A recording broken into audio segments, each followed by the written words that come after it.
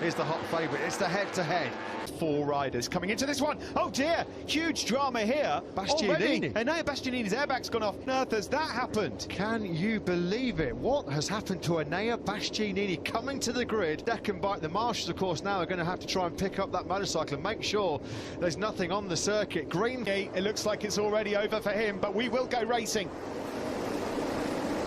Lights out here. Look at that work. The Ducati of Bagnaia is trying to come through on the slipstream. Into turn one. Here he comes up the end. With Yamaha's new front hole shot device, but couldn't quite get the drag down into San Donato. Bagnaia then pinched it. Ready. Yeah, Oliveira, that is the Portuguese rider. What a fantastic start it was from him. Zarco fourth ahead of Miller. Binder. Here we go, dropping down the hill through Casanova already. Oh, I've thought about it there into fair stages. Fantastic start then by the Portuguese Grand Prix winner last year. The Portuguese man, Miguel Oliveira, seventh. New chassis underneath him on the RC16. Under pressure from Zarco early on, no way through. Mia up the inside of Joan Mir.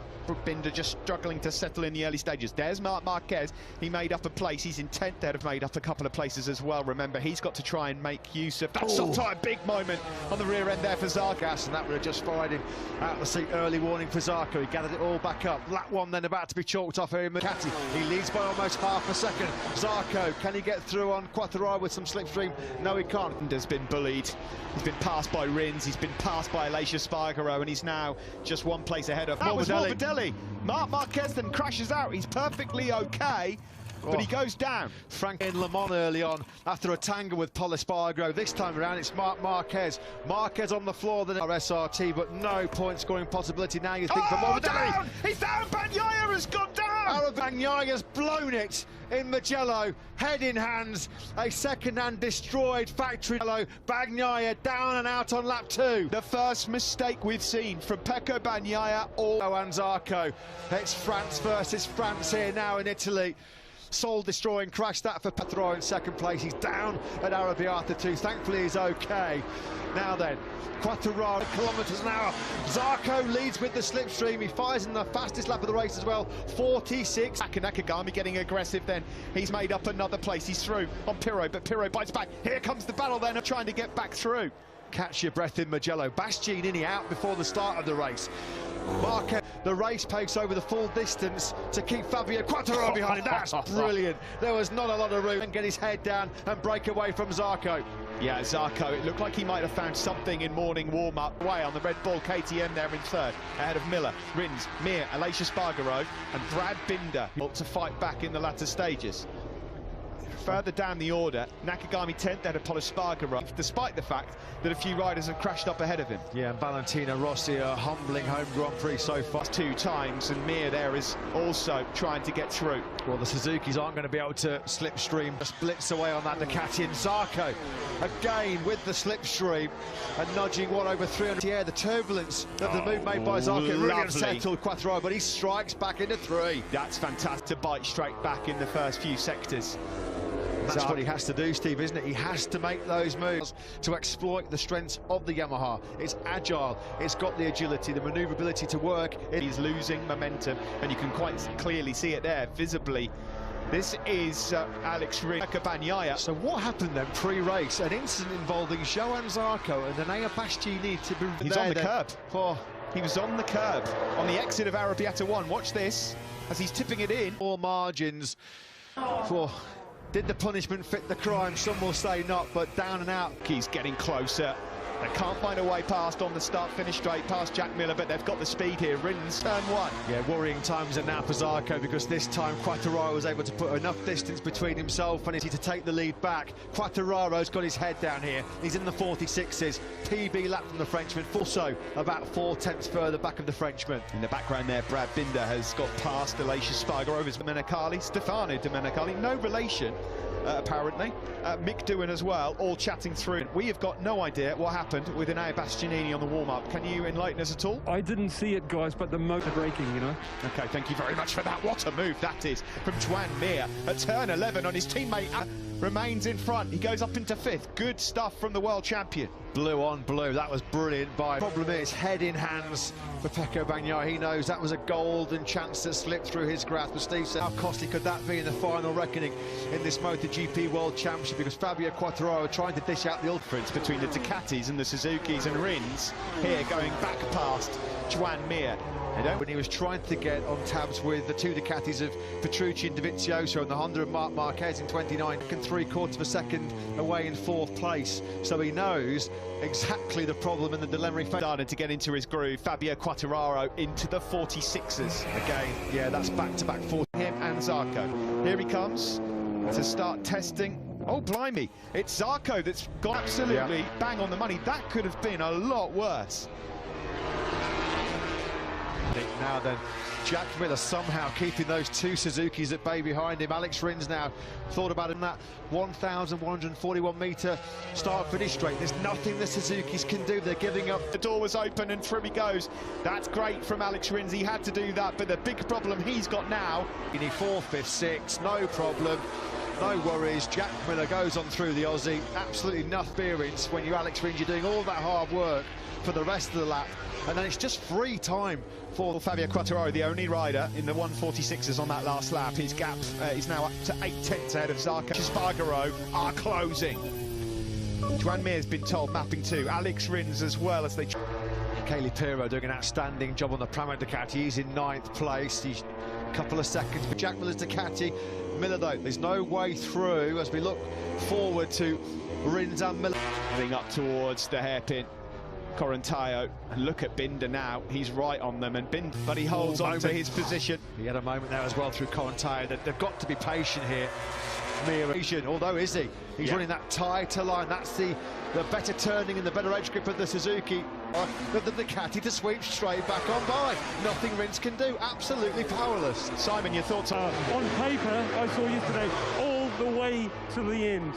The problem with the off the corners to try and stay with Jack, they can't flow and keep that tyre good. They've got to hand, and if they keep having to do that, they're going to use more rear, which is harder for them. So yeah, that's what I'm seeing at the moment. Coming on the start-finish straight, Mir's seen that. That was clever by Alex Rins. Get a move done when you can. It's all about turning where Miller's been struggling and try and put that gap now. Mir's going for it as well. Mir had to do it. Binder is also capitalised. He's gone through on Jack Miller as well. So Miller down to 7th, close up on the Suzuki. Well, it was a hard move by Mir. It had to be. It pushed Miller way wide, and that allowed Binder coming through in 2021. Cashing minds back to the Qatar Grand Prix, where it got fairly ugly late. For Fabio Quartararo at the moment, his fastest lap of the race at 46.8, and in the background there, Miller on the start-finish straight, a bit wide there from Joan Mir, the world champion. Now then, Alex Rins over. Likewise, Alex Rins. Zarco holding station in 2nd place with the exact same time as well, of 42 those 46s. He had a couple of low 147 flats and then hammer down again from Quartararo. It's clear then of Zarco in 2nd. We're on board here with Maverick Vinales and his race-winning chances, unfortunate. The Repsol Honda of Pol Espargaro, but this is a battle he doesn't want to be in. It's for 11th place. Back it through on compactory at Pol Espargaro. Rossi up to 15th. He's just taken that spot from the end. 1.3 seconds slower than Quartararo on that previous lap. Franco Morbidelli, as you'd expect. Marini, who's having a very difficult Italian Grand Prix. Stunning start to the weekend for Marini on Friday. Was hoping for a pretty tough race as well for Marini so far, down in 18th place. Quartararo 6/10 quicker. Rightly pointed out, they had the speed, but they had a big Ducati in their way, and now they've got a lot of work to do. Delhi. These guys are battling all the way back in 18th and 19th at the moment. Now he tagged. That was one of the KTMs by the looks of it, wasn't it? So that was what put Mark that he's made contact with. Oh, Franco Morbidelli, how on earth did he avoid that falling? Morbidelli, it dumped him to the back of the pack, but thankfully he was able to stay on board. Premature and then to Marquez's Grand Prix. Suzuki riders, Rins and Mir, are closing. Just in the background you can see Rins, number 4. Oh, I don't think we're going to get a repeat of Fabio Quartararo's physical blow-up in Jerez, where and he looks brilliant right now. He's over 2 seconds clear. You can hear the wheel spin being generated there out of Bacini corner. And again, another 10th or 2 taken out here as Joan Mir challenges his team. Rins just got a wheelie over the crest, and that's what cost him a bit of driving. We just had to roll out of it slightly there. Mir, though, 2 Suzuki men. Yeah, neither will want to lose this fight. Joan Mir and Alex Rins. Got to be careful on to Zarco and Oliveira, but if they carry on roughing each other up, that's going to disrupt their rhythm, and it will comp so he can reel in Zarco and Oliveira ahead of him. This man, Fabio Quartararo, well on his way. Tatami's lapping well, but he's in 9th. Lapping as good as the guys in 2nd and 3rd. And then it's Pol Espargaro and Valentino Rossi in 15th. You know, it's all ifs, buts, whats and maybes, but case before the mixed conditions, and we had our rare flag-to-flag in Le Mans last time out. This could have been potentially here. The postcard surroundings of the Tuscany Mountains. He's now 2.6 seconds clear. Do have the speed of Quartararo. Found themselves in the wrong positions on the grid.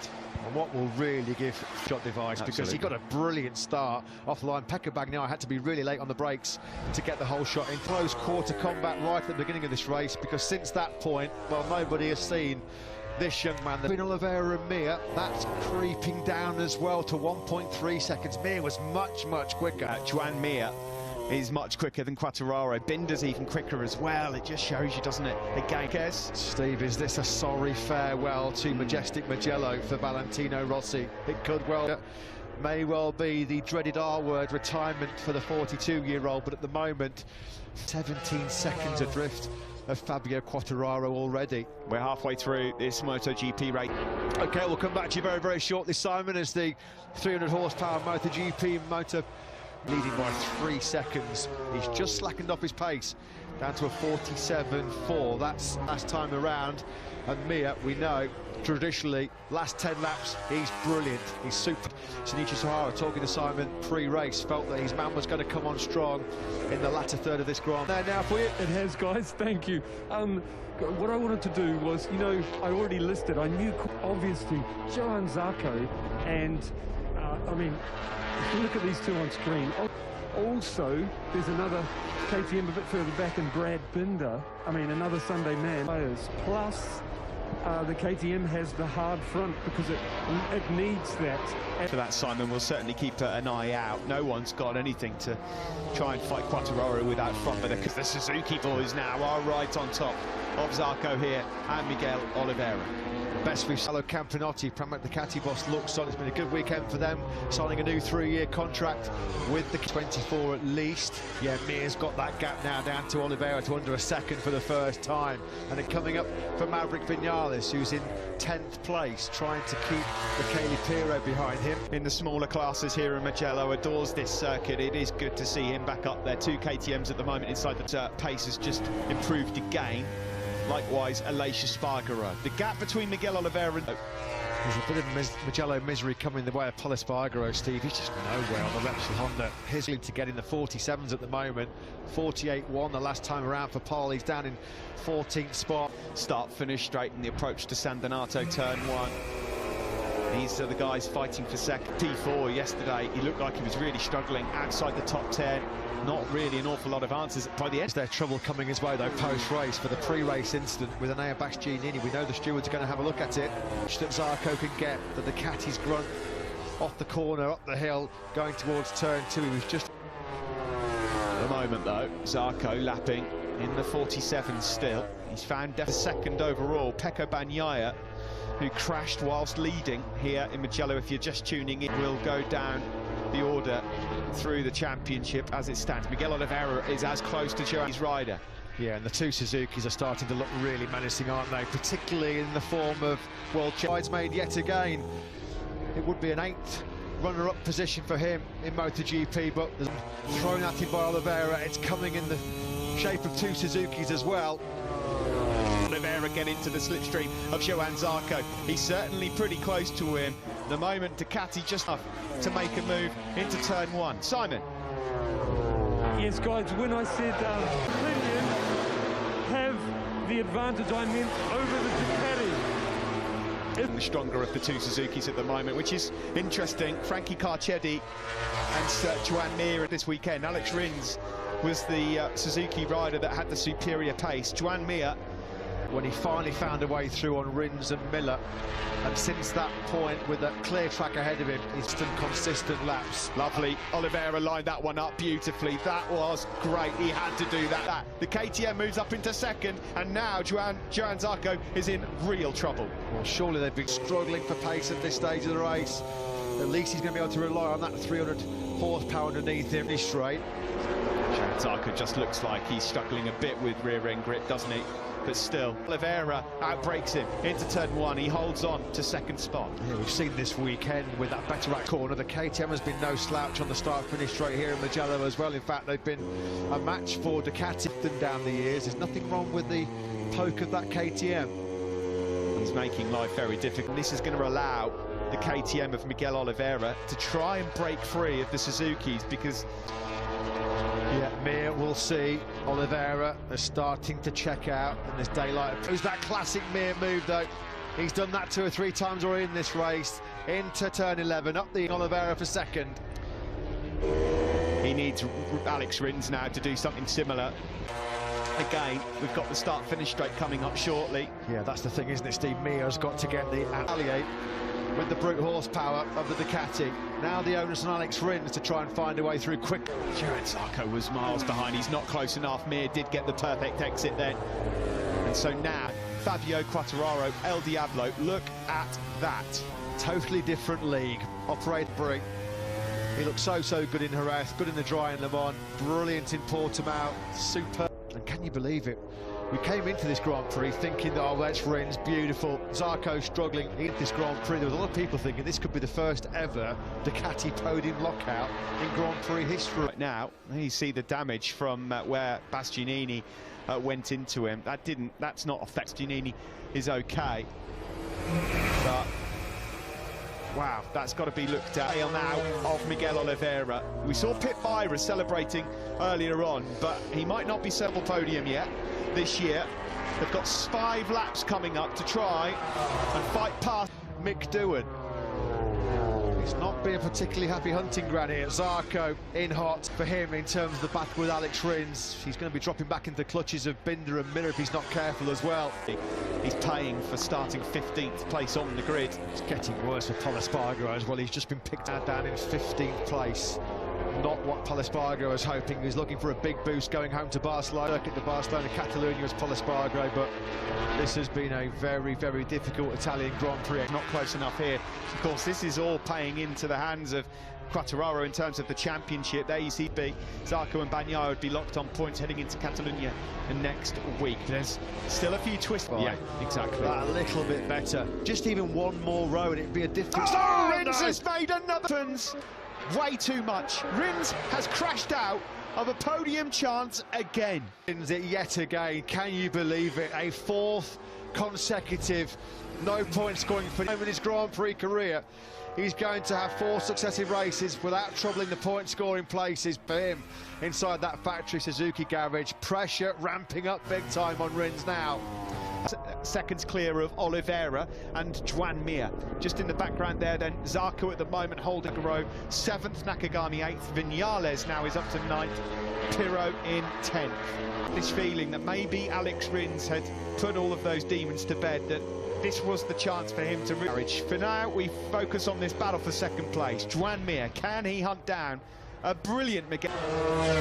Up towards we go, turn 15, the final corner. Alex Rins, another DNF for him.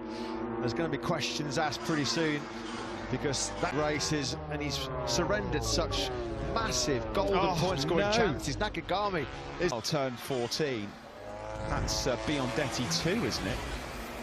Yeah, he's lost too much in the end of the soft rear. There's been a fair few riders go out of this race here in Italy. Valentino Rossi, he's got Ika Lecuona and Danilo Petrucci up ahead of him though. Petrucci on for another top 10. Pirro on for... No, it's Pirro. It's Pirro. A big dust cloud kicked up after Rins' latest big error. Well, Rossi's got the speed advantage. Challenge Ika Lecuona in the battle for 10th place, so there could be a top 10 on offer here for the Doc into turn 4. In the meantime, out front, Miguel Oliveira, place that we go to live now. Across the line, There are just 2 laps remaining. Is really fast down that start-finish straight. You can't rely on a slipstream in the fast and flying sections as well. The KTM has never really had any kind of grip levels, edge grip. What can win here as well? That crash for Rins kind of galvanised him a little bit as well. So you can him in that fight. What can you say about Fabio Quartararo, though? He's been utterly flawless here today. He was back in 2008. That record looks like it's going to be beaten. There's been a pole jinx as well here in Mugello. No win from Pulse, not quite close enough. It looks like here to be able to fight for those podium positions. Well, Aleix Espargaro, given the physical condition he's in, he's had that arm drained in 7th place. That's a great result for Aprilia again here. Yeah, another solid top 10 from Aleix. Will be taking a nice advantage into the Grand Prix of Catalonia. By the way, a circuit he adores. But who takes 2nd and 3rd? Does Miguel Oliveira hold on, or does the world champion have something to say? Is there a bit 2nd place? He was marginally quicker on that last lap than MEI by about 1/10 of a second. Fantas himself having not scored a top 10 in the opening 5 races. You know, if Zarco is on the start-finish straight. Yeah, we've seen him have a few problems with wheel spin coming out of Puccini there, haven't we? His first podium of the year awaits. He's not had a top 10 so far this year. He's trying to find a way through. He fancied a look there. He wasn't close enough. There's got to be a move coming. Close enough to get Oliveira into the last corner. That's surely it, into Puccini. He hasn't got the speed, and he's not going to be close enough. No. Miguel Oliveira has been absolutely inch perfect on this last lap, as has Fab. Another Mugello masterclass from this man. Absolutely fantastic. Fabio Quartararo, his first podium of the season. That one is for Jason de Pasquier. 3rd, Zarco 4th, Binder takes 5th, Miller 6th, ahead of Aleix Espargaro. Yamaha Garage, Tom, the close friend of Fabio Quartararo there, holding the Swiss national sticker.